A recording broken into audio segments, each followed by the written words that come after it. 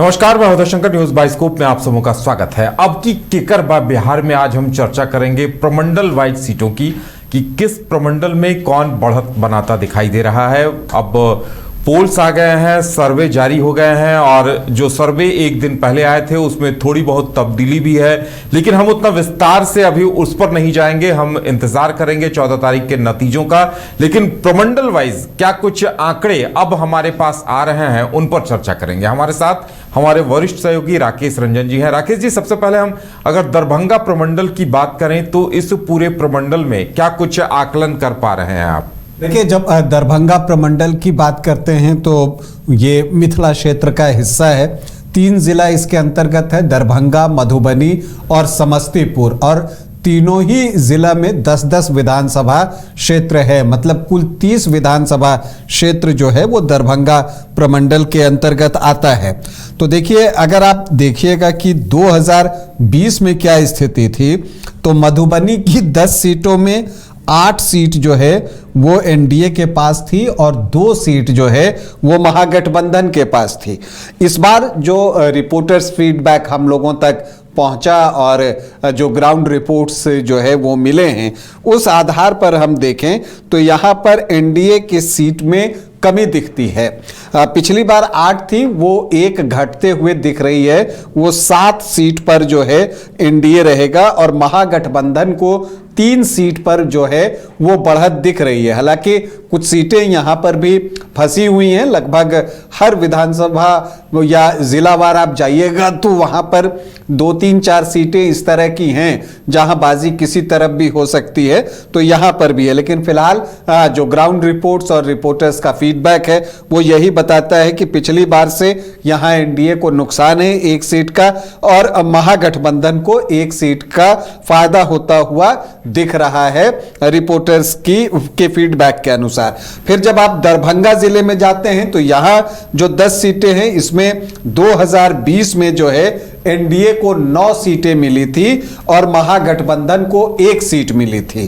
तो इस बार अगर आप देखिए तो यहां पर भी एनडीए को 1 सीट का नुकसान दिखता है। पिछली बार 9 था तो इस बार 8 दिखता है और महागठबंधन को 1 का फायदा दिखता है। मतलब कि 2 सीट उसकी तरफ दिख रहा है। समस्तीपुर में पिछली बार 5-5 था, मतलब 5 एनडीए और 5 महागठबंधन। लेकिन इस बार अगर आप देखिएगा तो समस्तीपुर में एनडीए को 1 सीट का फायदा होता हुआ दिख रहा है। मतलब 5 की जगह 6 सीट जो है वो एनडीए यहां से जीत सकती है। तो महागठबंधन के हिस्से 4 सीटें आ रही हैं। तो अब अगर आप दरभंगा प्रमंडल को ओवरऑल देखें तो यहां पर जो चीजें आपको दिखेंगी, पिछली बार था कि 22 सीटें एनडीए के पास थी और 8 सीटें महागठबंधन के पास थी। लेकिन इस बार जो दिख रहा है उसमें यह दिख रहा है कि एनडीए को 1 सीट का नुकसान हो रहा है। मतलब 22 की जगह 21 सीट जो है वो एनडीए की तरफ जाती हुई दिख रही है और महागठबंधन को 1 का फायदा हो रहा है। मतलब कि 8 के बजाय 9 सीट जो है इस बार जाते हुए दिख रही है। जो रिपोर्टर्स फीडबैक और ग्राउंड से जो खबर है वो जो हम लोगों तक पहुंची है, तो ये स्थिति दिखती है। देखिए, यहां पर कई दमदार उम्मीदवार भी चुनावी मैदान में हैं। जीवेश मिश्रा हैं, उनका जो है चुनाव फंसा हुआ है। और इसके अलावा आप देखें संजय सरावगी मंत्री हैं, उनका भी चुनाव फंसा हुआ है और इन जगहों पर आपको क्लोज फाइट दिखेगा। इसी तरह से मैथिली ठाकुर अलीनगर से जो है उनका भी चुनाव फंस गया है और वहां पर भी कुछ भी हो सकता है। तो जो आरजेडी के ललित यादव हैं, दरभंगा ग्रामीण से जो लड़ते रहे हैं, अगर आप उनको भी देखें तो उनकी भी सीट जो है वो फंसी हुई दिख रही है और वहां पर भी कुछ भी हो सकता है। तो कई सीटें हैं यहां पर जहां करीबी मुकाबला है, कुछ में एक तरफा मुकाबला है। लेकिन अगर आप देखें तो ओवरऑल अगर देखते हैं तो यहां पर स्थिति कमोबेश पुरानी वाली ही दिखती है।